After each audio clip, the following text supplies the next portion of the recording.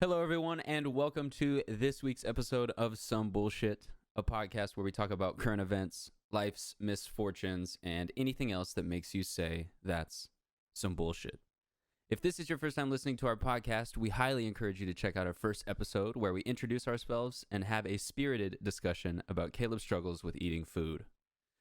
This week, we're going to talk about Oregon's interesting drug laws, why apps and games suck, and false hopes. Recently, I don't know as of when, I forget when exactly this happened. Starting February 1st, the article says. So February 1st of 2021, all drugs, pretty much all drugs, will become decriminalized in Oregon. And essentially what that means is like you will no longer go to jail or go to prison for possession of previously illegal substances. So the article I have up here, which will be linked in the show notes, has examples of like less than 1 gram of heroin, less than 1 gram, 5 pills of MDMA, less than 2 grams of methamphetamine, stuff like that. It'll all be pretty much equal to like a traffic ticket instead of jail, which is insane. It sounds like they're just teaching people control. Just less than 1 gram of it. Just limit yourself. Just moderate. Yeah. I mean, 1 gram of all those things is still pretty but here's where it gets interesting. It says 40 units of LSD. That means that's a measurement of like volume. Is that like a tab or what? But how much volume? Yeah, I don't know. I know because you can say like in pharmacology, you can say like units. It's not very specific, but units are usually related to like 1 cc, I'm pretty sure. Okay. That's at least something that we can go off of. Yeah, it makes some kind of sense. So like 40 cc of LSD. Jeez Louise, that's a lot of LSD for that's sure. Enough to get the whole village the blazed. whole family. Gonna be Oregon, dude. Dude, that's good. Oregon. Yeah, I mean this is interesting because this is the first time we've ever seen anything of this scale happen in the country. There are a few other countries that have practiced more lax drug laws similar to this. But and previously Colorado was known for its making weed legal, and I think recently they were talking about and shrooms, the psilocybin, which they mention in Oregon's list as well. But shrooms is specifically for they're allowing it for people who are in critical condition, and it's decriminalized only in Denver. So it's not a statewide law. I bet you it's because they only have medical professionals that can do it there. Well, yeah, and I mean also I've heard lots of things about psilocybin, which is the active ingredient or one of the active ingredients in magic mushrooms. It helps people cope with death and sort of helps people deal with that. PTSD, right? Yeah, and PTSD. So it sort of it might give people who are on their last leg a little bit of a a last goodbye, so to speak. Something kind of enjoyable or to enjoy. So, along with this, the decriminalization is that all these amounts that we're seeing in this link, I'm pretty sure you get a fine similar to a traffic ticket, as you were saying. And I'm pretty sure I saw something about people being sent to rehab if they were caught with it. Like, it's not just a fine. Like, you have to, maybe not have to, but you're probably like suggested to go to rehab by the government, and like maybe if it's like over 1 gram. Oh, interesting. So they're actually doing like rehabilitation, which is what prison is supposed to be for. Yeah, rehab is definitely a better word than prison too. And 100%. I'd much rather go to rehab than prison. Yeah, because rehab at least has promise in the word. Prison's prison. Rehab is, I thought, like previously, rehab is just where rich people went when they had problems, or celebrities. Well, yeah, celebrities. They're included in the rich people bracket. Yes. But like celebrities never go to jail. They just have a problem. They go to unless they're Bill. Which Bill? The cause, dude.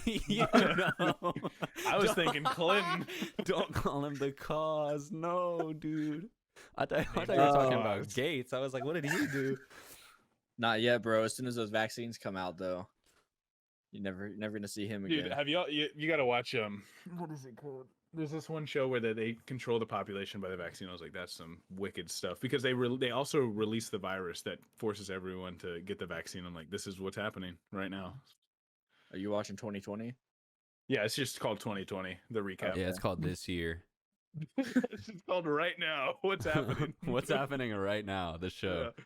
Just live stream of outside. I also like that in this article, which again I'll leave in the show notes wherever you're watching this. It says 2 to 8 grams of methamphetamine. Like, why such a range? Like, it's like if you it's 2 If to you got a 8. gram, It's like you're like, if you have a good. gram, you're chilling. If you have 9 grams, you're fucked. But if you have 2 to 8, you're cool. I always hated that about drug laws. Like it's not a gradient. It's just like straight up a step. Like you have 43 grams, you're screwed. You know what I mean? But if you have 42, if you got a bad scale, you're just you can't ride the line. You know what I mean? You better go like 500. True. It doesn't make any sense, actually. Yeah, I don't agree with that. But yeah, I really don't know enough about this besides just like the basic, I guess, bullet points that they gave us when it first kind of came out. I'm interested to see kind of how far it goes and the outcome of the law. And you said that's February? Yeah, the article, it says the date at the top. It looks like starting February 1st of next year, the state becomes the first to remove criminal penalties for small amounts of street drugs. The law reduces penalties for possessions of larger amounts of drugs and redirects marijuana tax revenue towards services and programs aimed at addressing drug addiction and origin. Oh, that's sick. So they're taking the money that they make from legalization of weed and putting it towards like the rehabilitation of people who obviously have problems and don't just need to see a prison cell. They need to see like help. Yeah, for sure. That's actually really cool. And I'm wondering actually too is like all these amounts that are similar to a traffic ticket. I wonder if like the whole thing will be like, we're gonna not take you to jail, but we're taking what you have type of thing. Oh, like confiscate the Yeah. They do that with weed in like Houston. Yeah, they do. So it's like it could be a way to get the drugs off the people, not ruin their lives by sending them to prison. That's interesting. On the other side, helping them with rehab. It looks like it says too, anything over the lesser threshold y'all mentioned earlier, they're gonna get misdemeanors, which are still pretty serious. So you get three misdemeanors is equal to a felony, which is, I think that's some crazy math that they do in the legal system. But it's like 3 strikes you're out, but worse. Yeah, well, then 3 felonies like and you go to jail, right? Literally out, yeah. 3 strikes and you're actually out. You're just gone. But yeah, so that's it's still pretty serious if you're starting to carry larger amounts of larger relative to the scale amounts, then you do still get a misdemeanor. Yeah, and I mean it kind of raises the question, like, do we think we're gonna see this in other states? Like we mentioned that Denver is allowing even magic mushrooms, but like Oregon said, fuck it, we're just gonna go full bore, everything's fine. Do we honestly, think? I think if they hold to their kind of principles of rehabilitating the public, like I don't see it as a bad thing. Like if they do it correctly, it doesn't become corrupt as many things do. I think it's a good idea. Like, I mean, because I think too, also like the common person that has drugs is not necessarily a bad person, right? Like regardless of what it is, even if it's harder drugs that people are more intimidated by, like heroin and meth, the person may have just got addicted to it and they're just addicted now, and so they need ways out, and it's really hard because you get in a super downing cycle that keeps you impoverished and also addicted. And so having this way to get out and give them a way to rehab, I think it's a really good idea. Yeah.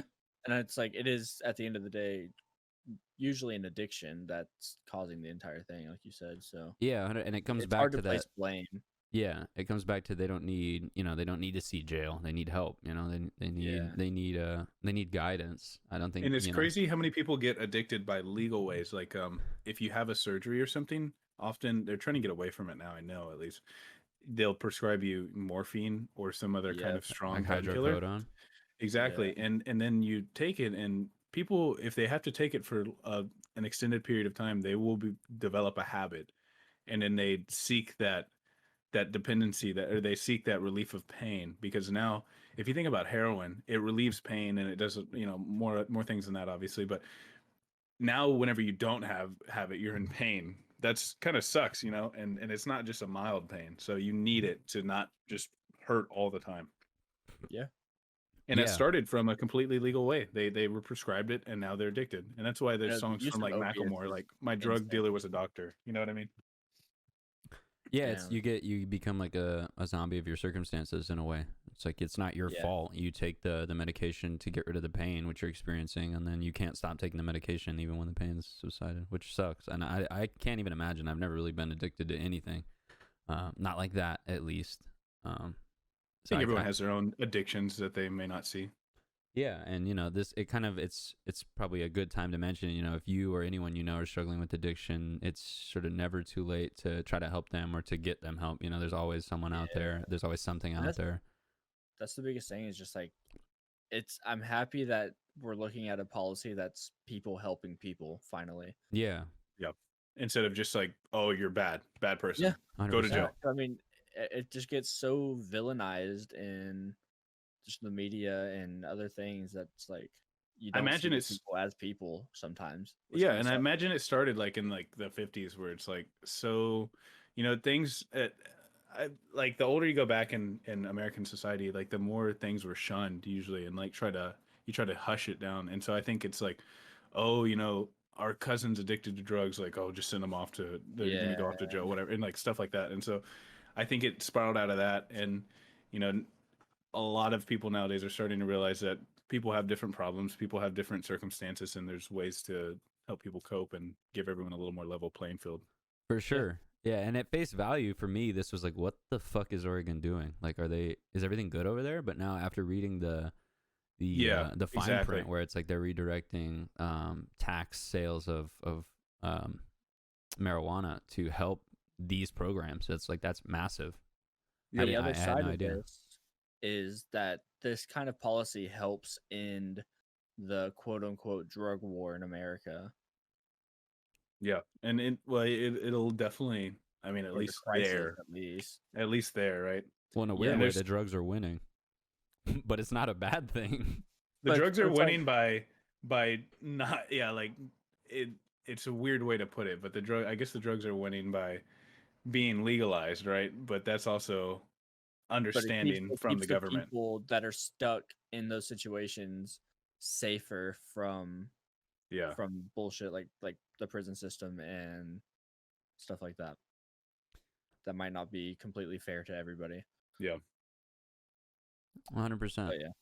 All right. I honestly, I Um, think we gave that topic its due diligence. I don't want to Yeah. spend too much of the episode talking about, because it's So- kind of a serious topic, honestly. So Is the It is. bullshit? What is the bullshit there? That drugs are shitty? I think Or honestly, the what- bullshit is that we don't live there, so we can't enjoy it. You know what I mean? Okay. Okay. I think the some bullshit is not there.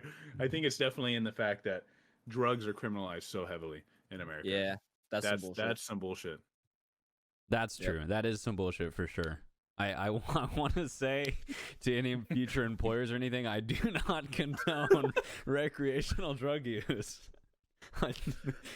Don't not At hire least me. right Unless now. it's legalized. Yeah, unless Yeah. you're in Oregon, then go crazy. Unless you're listening to this 5 years from now and it's fine, but It's all drug test. It's okay, it's fine. I'm not trying to do 2 to 8 grams of methamphetamine on the job, Less than one though, we're solid. or ever really. or ever. Also, yeah. Yeah, Or ever. just on the job. Clarify. All right, so the next topic is why, and this one that kind of hits close to home, is why apps and games suck now. And The original like topic title was microtransactions in paid games. yeah, and Yeah, I this want was, to know what you're kind of thinking on that. yeah, this is something that it really sort of this specific thing makes me want to have this this topic on the podcast at all, because For anybody who's familiar with gaming, generally in paid games, you buy a game and you get content. There's some DLC, downloadable content that you can pay for additional content, but generally the full game is only hidden behind that first paywall, the price of the game. But what we're seeing generally been, but what we're seeing more and more now is the free to play,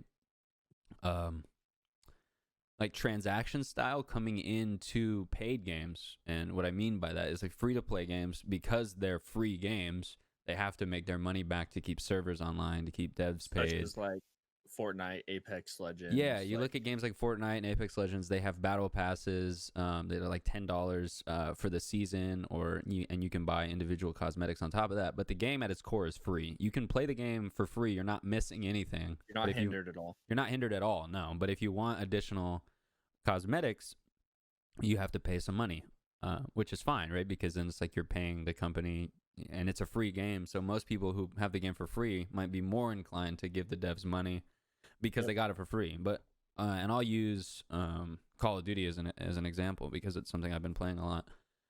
The new Modern Warfare 2019, so last year's Call of Duty, it's a paid game, so it was $60 on release, and with it you get multiplayer and you get Warzone. For the base version of it only, too. Yeah, for the base version. There are other versions of it that include the battle pass and like any future DLC. I think you get some other like pre-order bonuses and stuff. Yeah. But so on top of that, there's also a battle pass system. So you can now buy the battle pass in the game, which is $10 per season, on top of the $60, and there's an in-game store that has cosmetics and stuff.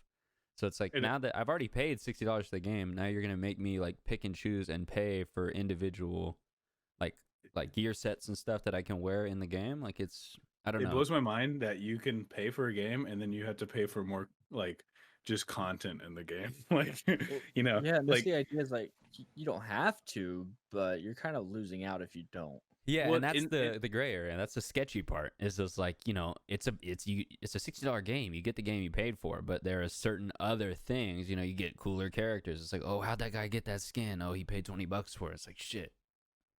And often the only way you can get stuff like that is by paying. I mean, a lot of the times there still has to be, I think, a free way to get it. I'm not sure if that's a rule or not, but I know there usually is. But it's just so unlikely that you're going to get, especially a nice paid one, that the only way to possibly get it is by paying for it. Well, and I don't like that. That's a good point. That's a good point, because Call of Duty does have they have your basic battle pass and then the premium battle pass. The basic one, you'll get like maybe whatever guns come out that season, or any kind of basic camos that everyone will get. And then they'll have like 4 out of the like 60 tiers will have like 100 in-game currency. And that's how they kind of, I think, get around like making you pay for it, because like, oh, we're giving you free money that you could save up and pay for it, but like the rate that you're getting it is so low. Yeah, it would take like 3 seasons to be able to buy it. One item, yeah. Yeah, the one battle pass. But and so I guess the saving grace behind is specifically COD's battle pass system is that they give you throughout the entire course of the season enough in-game money to buy next season's battle pass. But it's a time-based battle pass, so it only, you experience or you progress through it as you play more time. So it's like, that's assuming everybody who buys the battle pass has like however many, like 100 hours or whatever to play through and be able to buy it back. So it's like, it's like you give and take a little bit, but it doesn't really do too much. Well, you know what they're fueling in that? They're fueling the game addiction. Like, oh, you have to play more to get more. And the so dopamine you get more addicted. That's really, I mean, yeah, that's what it is. That's a good point. And then Maybe you see, I wonder if it's criminalized. Video games are an addiction. There are other vices outside of drugs that can be called an addiction too, and I believe video games are definitely one of them. Is this an intervention or? No, We're just talking, dog. I've been wanting to have this conversation with you for. You're addicted, dude. Okay, just flat out. So we're gonna move to Oregon to the point, or wherever, so you can get rehab. Is gaming legal in Oregon? I'll be fine. No, that's illegalized. If you have over 1 hour. 1 hour played, you get sent to jail. Yeah. No, and then 2 to 8 hours played is just a misdemeanor. So Yeah. Slap on the wrist. You're good. But yeah, so and I want to spend a little more time talking about like the freestyle, the free side of it, because games like World of Warcraft, which is like one of the biggest games in the world, is a subscription based game, but it's and I don't want to misspeak here because I've never actually played World of Warcraft, but I've heard enough about it. But it's a played. subscription based game, so you pay for it monthly, like you would for Netflix or Hulu or anything like that. And correct me if I'm wrong, but most of the in-game content is then grindable. You can get to it all from inside that subscription. completely. Okay, You, that's what you can I also thought. buy. There's also like a You can trade-in market buy. for it. Just like Yeah. as in most games with in-game items, you can there's a market for it. And that's something interesting too. It's like, do you think we'll see more of the subscription platform of game? Like if the next Call of Duty game Yes. came out and it was just one big game, and the only way you got access to it was paying $10 a month or whatever. Oh, you mean subscription based? No, there's way more money in microtransactions than subscription based. I would and say at the least. thing too is I kind of feel like COD is already subscription based. You just pay for the next update every year. That's an interesting point. It is kind of that way. I mean, think about Fortnite. Like, it just hit the scene and it's already made like almost $5 billion. The microtransaction market is just so. League of Legends, you're at like, I think they make like 10 billion. It's insane. That's true, and those are both free games. Yeah, and so those are just microtransaction fueled. I mean, the biggest ones in history are still going to be single game, right? Like Pokemon and Mario and stuff like that. But I think that microtransactions are going to be the future, unfortunately, because I just don't like it. I don't want to pay a whole bunch of little times. I don't like doing that. Yeah, it's nice because you get to customize what you get a little more, but at the same time, it's like I like the game as a whole, and I want to experience it all together. Yeah, and that kind of like led to a conversation earlier between you and I, Greg, about like mobile applications and how they've kind of gone from not necessarily free to play because you had to buy like little dollar apps or 50-cent apps or something like that. But Yeah. within the game, you just played. Like you didn't really have to spend any extra money to get the full enjoyment of the game. There used to be a lot of games that you could do that. Yeah, and it seems like now it's like every single game has like, oh, progress 6 hours with $5 or something like that. yeah. It's you like you can't play the game right away. You have to wait or you have to pay. Like, dude, it was Unskippable worse. ads. Yeah, Yes, and then also like when Clash Royale first came out, another big title which has made plenty of money. It's like the free to play people always had to you leave your stuff waiting. And at first it was I feel like most people waited the time, or at least I did because I didn't want to pay. And you're just like, okay, well I gotta wait. Oh look, my town hall takes 7 days to update. I guess I won't do anything for a while with that builder or whatever. It's like it doesn't make sense to me because like if I were to develop an app, I'd be like, I want people to play this app every single day as much as possible. as much as possible. But I think they're banking would not on want to put some sort of wall. That's there. why there's microtransactions. Yeah, they're banking on all those people who are playing. Like out of you take a sample size of 10, that like 6 of them will pay that $5 to skip the 7 days. You're doing good. I feel like if you get 6 out of 10. That's what I'm saying. And it's like, and then the 4 people who are like Greg who are just like, well, guess I'm not gonna play Clash for 4 days. They can afford to run the servers for me. Yeah, they're just like fuck it. We don't care. We'll just scam your friends. Honestly, and I feel like a lot of that started from Facebook. Like the Zuck? Like Farmville and stuff like that. Zuck, yeah, Farmville. Zuck did it? That's the big one I'm thinking of. Yeah, he stole the idea of microtransactions and implemented them on Facebook. He zucked it away. He zucked them, dude. He zucked them. The Zucker. He called them Zuckers. That's oh my god, dude. Who are you? That's Honestly, that's the first place I could really think of microtransactions being. Yeah. Personally. The first one I remember. Let me think. I think it was probably some kind of phone app. Yeah. Yeah. That's it. Because I mean, I got an iPhone when I was like 15 or something. I remember the first app I ever bought was TouchGrind, that like little tech deck iPhone app. Oh yeah, dude. It was like $1.99 or something. Yep. The first one I bought. Playing that in school, bro. Touch grind? What'd you do on it? It was like It's it was literally just like just a a skate virtual park. tech deck. Yeah. That's kind of cool. Yeah, but it came out. I remember I got like an iPod Touch for Christmas back when I lived in Alaska. It's like several years ago, 7 years ago, 8 years ago, and I was Big flex. just jamming out on my iPod, playing I this bought my first paid app. I bought KOTOR, which is Knights of the Old Republic, a Star Wars game, on my Android a long Really? time ago. That was, I think, the first thing I bought because I didn't really buy any games, and then I finally was like, "This looks really fun," and I convinced my mom to get it for me. I did not know that was a mobile game. I remember my first microtransaction experience. I remember, and it was also a subscription too. It was They got Pirates you. of Pirates of the Caribbean Online. Double dagger. Oh Pirates of the no! Caribbean Online. Yes, it was so good. I had so many friends on there. Yo. Dude, that's insane. Actually, Yeah, we paid for. I eventually convinced my mom to do the subscription base, so I had like the perks, and then you could also buy stuff in game. I remember that was over dial up. It was when we had dial up connection. Dude, you That was popped off. that's probably when I was like 10. That was a while ago. you were going hard, bro. I was grinding that game. Actual I'd play 8 grinding, hours a man. day. That's Damn. insane. That was pretty good. Honestly, It I was, think the top first tier. game I ever spent money on after I bought it was probably Minecraft. Like getting different permissions on servers and stuff like that. You Oh, did wow. that? You were one of those permissions guys? I never did that. Yeah, because it's like, I would get a little bit of allowance here and there, and I would jam to this one server so hard, like 8th grade summer going into 9th grade, called Monstercraft, and I must have Mhm. played like 9 hours a day, just like Oh my god. I was on it from like sun came up to sun goes down. I'm on Monstercraft, and I was just like, I'll give you all my money, bro. Just let me do special things on your server.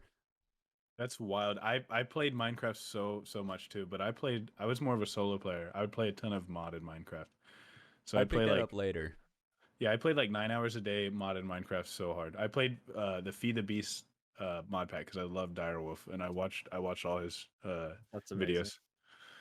That's pretty great. I just remembered my first, or what I believe is my first microtransaction. What It was was it? a game. It was a game called Football Heroes. I remember Okay. Football Heroes. Football And Heroes? basically, it was like you had to like build your own team, and like it was like an animated kind of football game, and you would open packs that had different players that had different like abilities and stuff, and they could be multiple levels from like basic to like rare, and like we had like probably 20 different people in school playing it at one point, and like you could like play multiplayer, go against each other's teams. um and so at one point I was like not getting lucky with with opening these packs, like the free ones that they would give you, and I was like, all right, well, I'm not gonna lose to all these plebs in school. And so I bought like a 5 pack of packs. You got And it was you like got the and bundled it was pack, like the 400% value.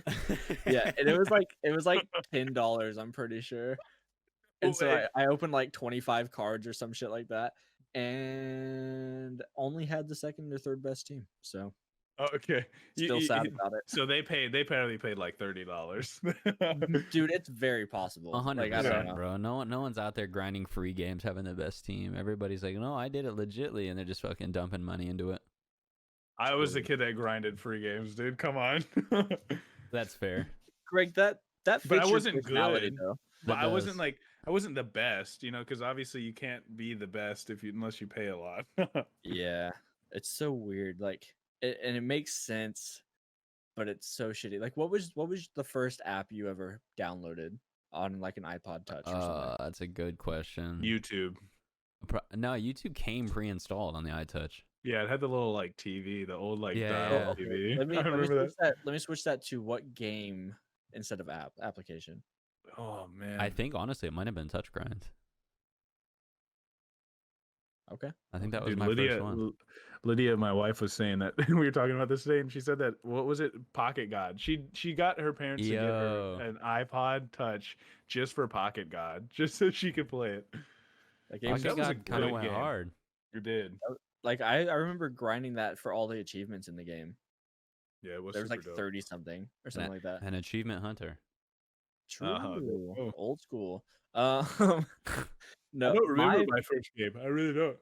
my very first game that I ever I got the first thing because I remember playing on my friends like iPods and stuff like through middle school. And when I finally got my iPhone, I went to the App Store and downloaded Doodle Jump. Yo, Doodle Jump was Doodle so good. Jump. What the hell? That was Dude. the OG game. And then just for weeks, I tried to get the highest score on there and then show off to all my friends at school. That's kind of was like great. it's Sounds crazy to about see right. that happen again. Like Lydia's sisters they'll be like playing what's it called Subway Surfer, and they'll just play for like Oh my hours. god. They'll play for hours. Yeah, that's Subway crazy. Surfer. I remember Subway Surfer. Subway Surfer, Temple Run, games like that. Jetpack Joyride. Piano Tiles too. Dude, Piano Tiles was I didn't kinda play cool. that much. That was a fun one. Yeah, it was basically just like a speed and rhythm game. It was kind of fun. Yeah, not too bad. So I wanted this third topic was originally titled "Struggles of Making It as a Rapper," and it felt too personal, and I didn't like that, so I put it as a subcategory into a false hopes topic. I kind of have this like ongoing thought where people in a generality will say, do what makes you happy, follow your dreams, stupid shit like that. But no one wants to put in the effort to help you do that. And I think That's interesting. actual bullshit. Well, so I wanted to ask you about this earlier because you said a little bit about it to preface the topic. Yeah. But I didn't want to get into it until here, really. But what do you mean when someone says, like, are you just talking to people on the street and they're like, yeah, follow your dreams? And you're like, hey, what are you gonna do for it, punk? You know, like, what do you don't tell me to follow my dreams. Like, what are you talking about? Greg, you know that's not the answer. I don't know. Why does your brain work this way? No, I'm just kidding. No, it's more like just like people that you've known through school, work, family, friends, like stuff like that are like consistently. I don't know. It's like it seems like they're trying to give you like positivity, but it's like it seems hidden under a veil of just like. You mean it's just kind of surface level? It's just Yeah, like it's just their surface. shell of positivity. Then deep down, it's like I don't really care. Yeah, and then you go out and do something cool or that you think is cool, and then you bring it back, and you're like, "Hey, help me spread the word," or like, or I don't know, invest in this opportunity or something like that. Be it monetarily or time or anything like that. And then just like, "Oh, cool," and then they just bounce, dude. I think this topic is a little deeper than I think the topic of asking someone of something and then asking them to do something on it, or asking them a deeper like like even just the situation of like, hey, do you support this cause? And then they're like, yeah, and then the next question is, will you help this cause by doing this? That's like your numbers are going to go down so quick. It's you know very what I mean? complex. Yeah. And I think that's kind of where it ties into. But I think at the same time, if someone's invested in your life, they should be there. All I can think about when, like, what Greg just said is that the Breakfast Club clip where Charlamagne the God asks Post Malone what he's doing for the Black Lives Matter movement. Yeah, right. It's like, I think about that a lot. It's like, well, yeah, I know. I think about that way too much because it's like, and I mean, obviously, this is we want to tread carefully here as three white guys, but of course, it's interesting because like, what is he supposed to say? It's like, because it's like, of course, I mean, anybody of sound mind is going to be on board with that movement, right? You know, the intricacies of that movement and what their goals are. It's like everybody of sound mind is going to be on board. But then it's like it turns around and then it's like a smack in the face because it's like, okay, you said you're on board, but like now prove it, bitch. Like, yeah.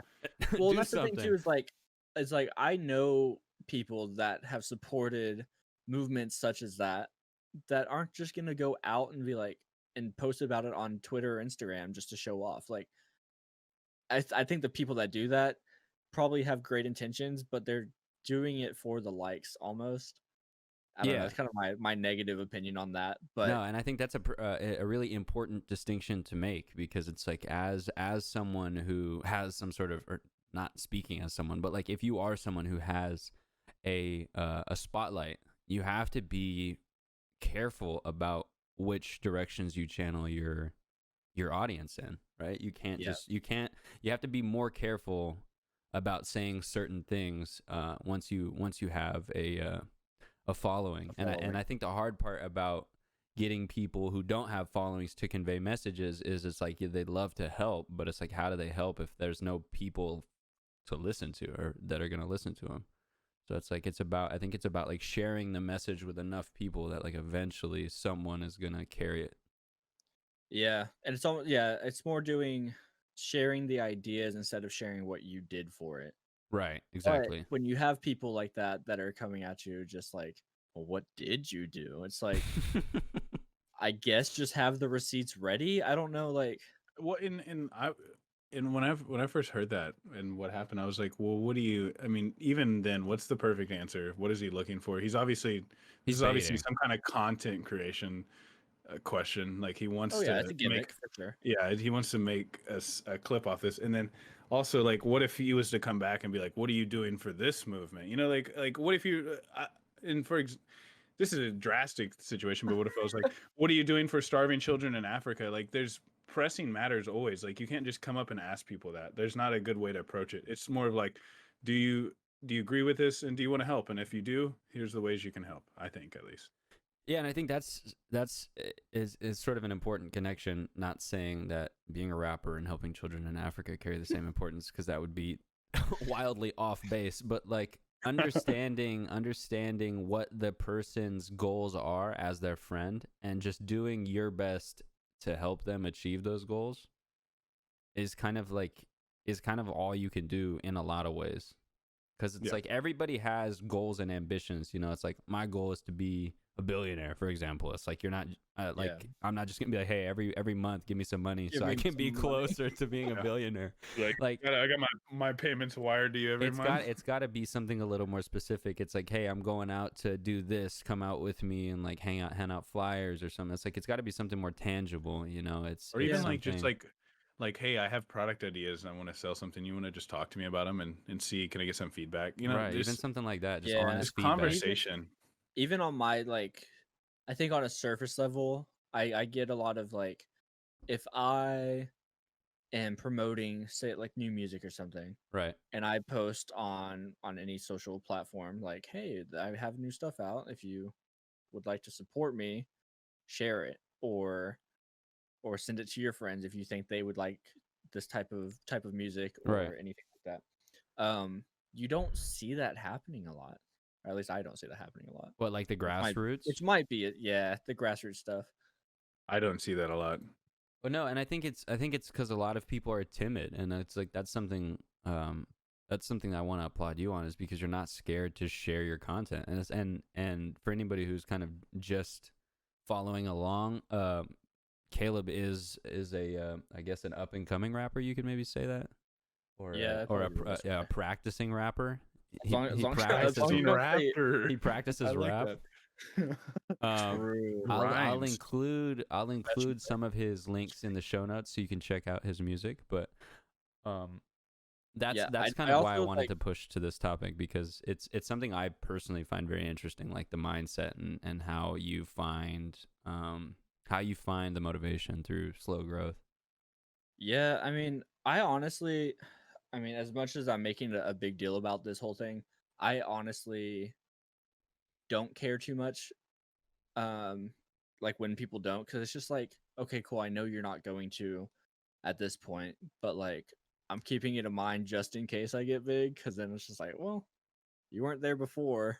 So, right, it's like you didn't help. I kind of think about that just with like a bunch of different things, like I don't know, like different actors and musicians and recording artists, like they all kind of come up on their own, and then once they make it, like everybody's swarming on them, right? And then they get these relationships, friendships that aren't true, I feel like. Right, it's like the famous people who are only friends with other famous people because they're famous. Yeah, exactly. And it's like, it's sort of a circumstance of your surroundings. Like you can't really fault them, because it's like, I don't live in Hollywood now. If I ever by chance became a famous actor, I'd probably live in Hollywood and I would be exposed to a lot more actors. Like I'm not just gonna run into Brad Pitt, but I definitely I get what you're saying because it's certainly honestly I think what it boils down to is just putting yourself around in a good environment, whether or not Yeah. those people actually are like out there peddling your shit, you know, really actively helping you push your brand or whatever. As long as it's like a motivation or like a positive energy in your life, I feel like that's a good takeaway. And there's also like I feel like you can tell when someone's like motivational for less, I don't know, just because it's to be motivational and motivational because they actually believe in you. Right. Yeah. Yeah, for sure. Like there's some sort of like validity to it. Yeah, like it's a deeper thing, and I definitely think as, and I'm sure you've already developed this, but as you probably go through it, you've seen it better and better in people. Do they Oh actually yeah. believe in me, and they think I'm gonna make it or not, you know, and stuff like that. Yeah, and I'd say like it's definitely easy because I know who my people are and I keep them close. So it's like I'm not worried about if anyone else wants to join in on this kind of movement or whatever's going on, like then sure, come join. I'll know that you're actually here to be here and not here for your own benefit, you know? Yeah. And but until then it's just like I'm cool with what I have and kind of who's with me. Yeah, just got to keep your nose down and keep grinding. Yep. I mean, a And lot of if you listen to a lot of rappers, I mean, sometimes we even sing about it. It takes many years for them to Oh yeah. fully make it.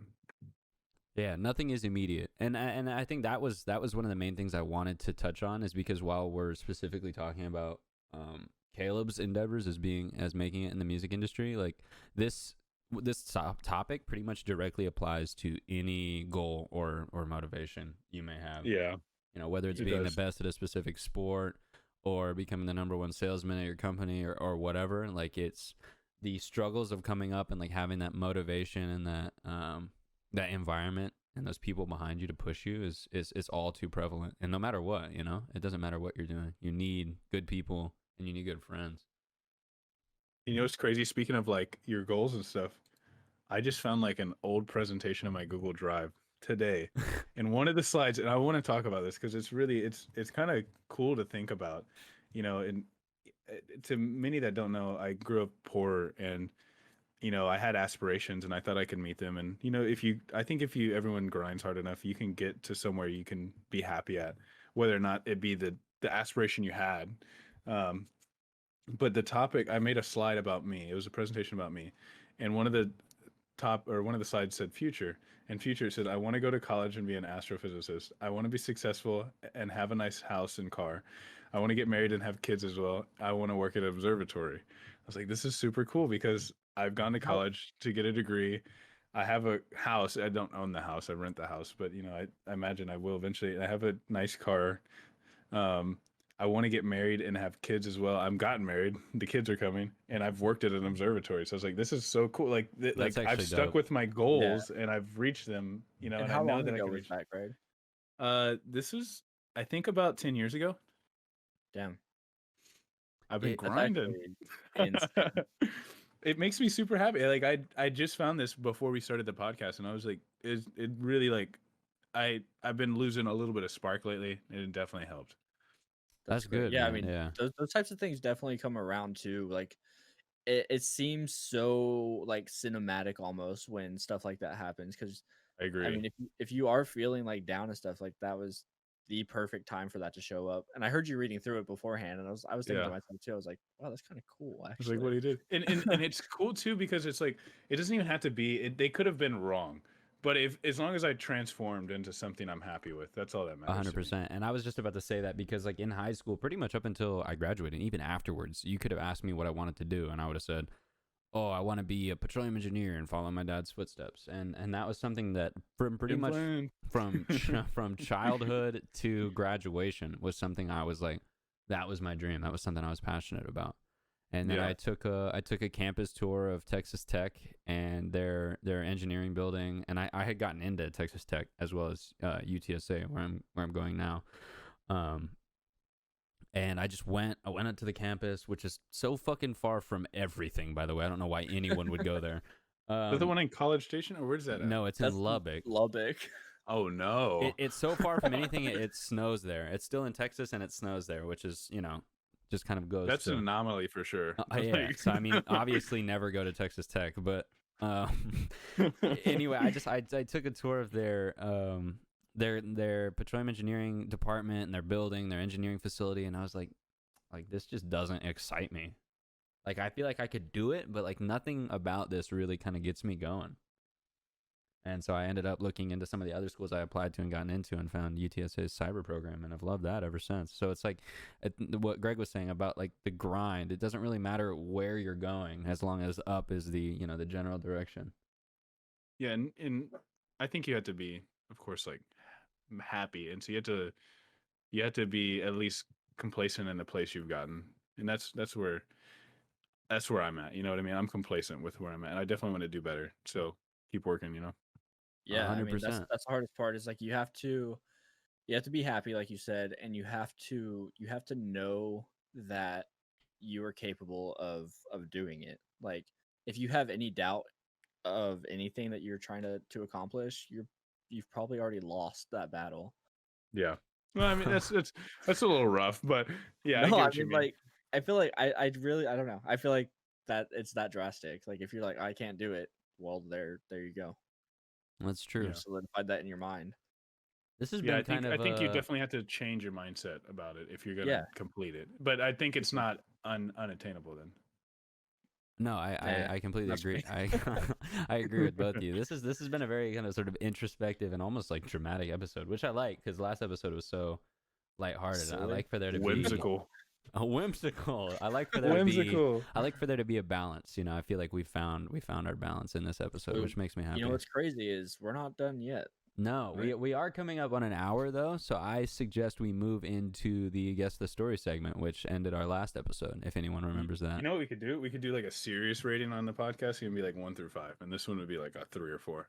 The last one would be like a 1 or 2. You got to be careful saying that though, because you say rating, you say 3 or 4, people are gonna be like, oh, I guess we're rating it 3 and 4. Oh, no, you're right. Yeah. You don't want to rate our own podcast. It's like they can't even give it a 5 themselves in the title. No, yeah. If you're listening, 5 stars, 100%. For sure. Yep. Nothing more, nothing less. It's the best podcast you've ever heard. So what is the story? All right. So for last week, we ended our podcast on a topic I had typed in called the human funnel, and it wasn't intentionally supposed to be a like guess the story segment, but Caleb kind of quick thinkingly,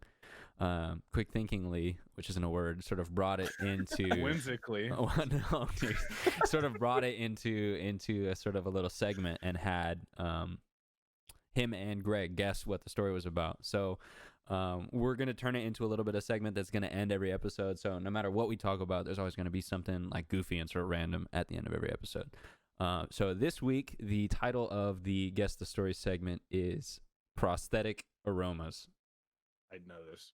I got it. I'm gonna knock it out of the park. You for don't sure. know it. There's I'm no way gonna you knock actually it out know of the it, park. Greg. Yeah, I know. I'm gonna tell you what, Greg. I will pay you no money if you get it right. How about you just like buy me a game or something? How about you do a few microtransactions for me? I hate it. I hate it.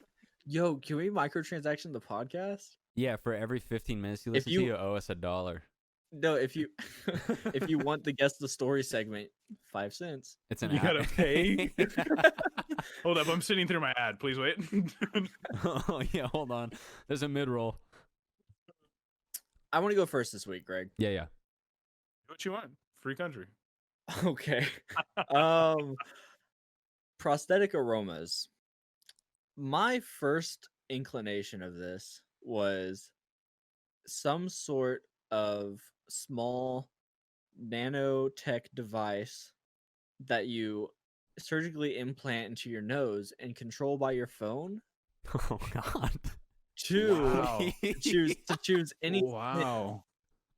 that you could possibly want. You overthought it. That's pretty wild. Dude, you know they do that I with don't like think I VR, do. right? I really don't think I do, honestly. They do that already. Like with VR, you can buy like these scent kits, and then like in certain games, if you like walk up to a waterfall, it'll be like, oh wow, that smells like waterfall. What does It'll waterfall blow- smell like? I'm into it. Water and then Water. gravity. Oh, okay, cool. Water plus gravity. I have Have you never more played questions. Pocket God? I think it's than 60-40 mixture. You never played. This guy's never played Pocket God. Yeah, it's kind of dumb. All right, so smell-o-vision. No, that's not the answer, Caleb. I got it. Easy. All right, Okay. let's hear it. So we're gonna start at body odor, right? And then we'll tie it all together. So Okay. You're whenever love close that. already. it's correct, obviously already. And so whenever you get body odor, it's just an aspect you have, right? But say you don't have an arm. Well, you don't have body odor. You you have prosthetic aroma. That's what it is. So it's like body odor for people that are So replacing if their you limbs lose with your prosthetics. armpits, you still want to have some sort of smell. No, it's just the smell you get from it. Like say you haven't. From just the nub. I don't even know how you phrase this, but I No, guess you maybe- would wash it every once in a while. But if you forget for like a couple days, you got some bad build- prosthetic aroma. To build on your answer, Greg, maybe it's just like a perfume that you spray on your fake armpits. New from Chanel, prosthetic aroma. I feel like we're nearly bordering on offensive territory here. No, no, It's I fine. hope not. It's fine. No, all right, but Greg was actually I actually pretty lost both close. my arms, so it's okay. I don't know why I was like, it's got to be something related to the smell of like a prosthetic. No, yeah, you're right. And this is a wild story. I only remembered really like rather recently while we were talking about like guess the story becoming a segment. But anyway, I'll set it up. So when I was in middle school, I lived in Alaska. The location's not specific, but it'll help you paint a picture in your head. I lived like all right. I lived about 5 miles away or so from my cousin. He went to a different elementary school that was like in his neighborhood. So whenever I was at his house, we'd go up to the elementary school, and it was one of my favorites because, and I remember this vividly, it had like this kind of torn rubber instead of bark, like it was like just shredded tires in it. So it was like super soft and spongy. So we would always go there and like play tag and stuff. And every once in a while, there was this kid. I don't know his name, so we're gonna call him Clyde for effect.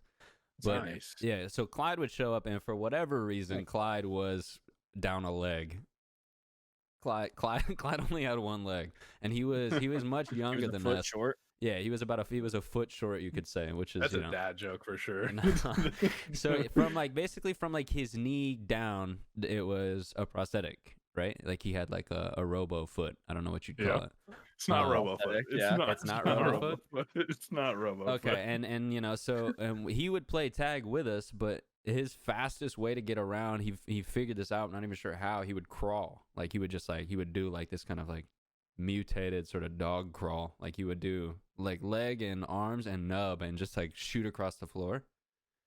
They're kind of like a horse. And every once in a while, he would just take his leg off at you, like near you, and just yeet it, just throw his leg at you. And then he was This sounds like a bit. no, it's not a bit. This is a true story. This sounds like a bit. and he would say, just don't smell it. Just don't. Every time he would throw it, just don't smell it. And Don't then, smell that prosthetic aroma. and then if being a kid, it was just you would smell it, and it smelled just awful, man. It just smelled like it was straight up like BO, but because it's like tucked in the sleeve, right? So it's like a shoe It's literally stink. sweat and dirt and like. Yeah. Okay. It's like I'm yeah, sick it was a little bit. it was the prosthetic aroma, and this man was mad fast with one leg down. He was faster than a lot of the kids we played on the playground with, Are you which serious? was impressive. And That's he actually had, really Oscar impressive. Pistorius. and he had quite the arm on him too, because he could really just throw that thing. I mean, that's technically an extension of him. So I was like, he should. In my head, before you even said that, I was like, he should be just throwing this thing right away. Just like, Yeah, I mean, he's never it. He's locking targets and hitting them with sneaky legs from like 10 feet out. He like he random tomahawked him for sure. Yeah, cross map prosthetic tomahawk. But I mean, I had to share that because I remembered it, and it like left this weird spot in my childhood memories. And I was like, this man threw his prosthetic leg at me and told me not to smell it. I can't believe that actually happened. That actually sounds like some kind of bit. The It scent does, that yeah. I'm imagining is really making me upset, like sickly upset. No, it was it was the worst smell too. It smelled like Is it it was like like a cast smell? You yeah, don't yeah, have to describe exactly. It was like anymore. cast smell. Oh god, or like Band-Aid, like old Band-Aid. Yeah, it was like that. It was like a bad shoe or like the inside of a cast, Ooh. like kind of just really gnarly. But I mean, like homie could move. He could really move. Wonder what he's up to. Clyde. Well, so that's the thing is like once you lose like a sense, the rest of your senses grow stronger. I don't think that's how that Reaching- works. that's- bro. He lost the walking, so his crawling grew. Oh my god. Clyde, if you're out there, reach out to us. We definitely Yeah, want to yeah. hear from you. Reach out to We us at wanna somebullshit at play from the game. gmail.com. definitely want to play a friendly game of tag. We'll put it on this site. It's his leg's probably bigger now. We're gonna get knocked out Oh from my his god, leg. bro! He's probably got a big He's got a cyborg chunk. leg now. He's got a chonk now.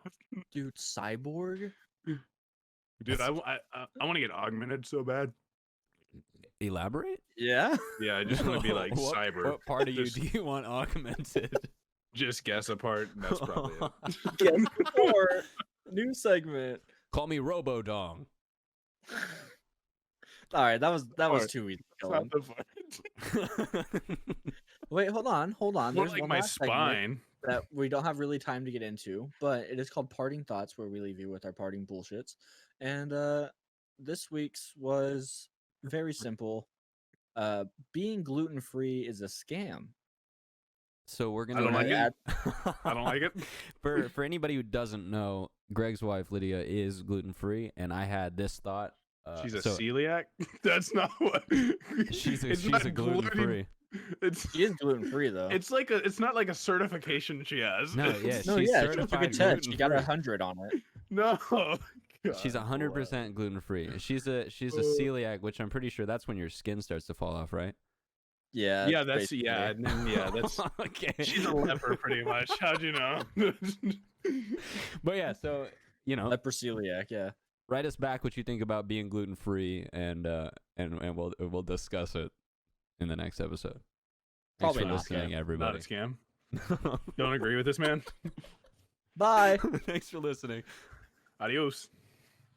Oh, and by the way, thank you for listening to this week's podcast. Be sure to like and subscribe or follow wherever you're listening, and leave us a 5-star rating if you enjoyed it.